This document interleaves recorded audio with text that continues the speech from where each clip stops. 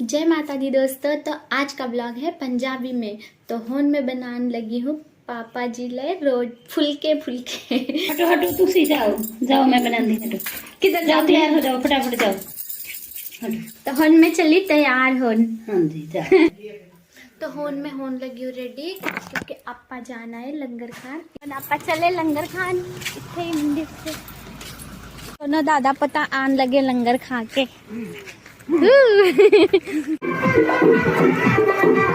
तो दोस्तों ये आंटी साडी गवांडन है जो मेरी वीडियो देखती हैं और उन्होंने पीछे साडी बुआ जी नाल कोमल बैठी है। फिर असी खादा लंगर ते दाल चावल मानी सीगा। मानी तो मैनू बिल्कुल नहीं पसंद, वो मैनू बढ़िया नहीं लगता, इसलिए मैं खादी चने दी दाल नाल चावल। फिर आप लंगर खा के कर वापस आ गए। इतने आके देखी तो मेरा बेटू भी मेरा इंतजार कर रहा सी। तो किद्दां लग्या तुसी लोगां नू मेरा पंजाबी ब्लॉग?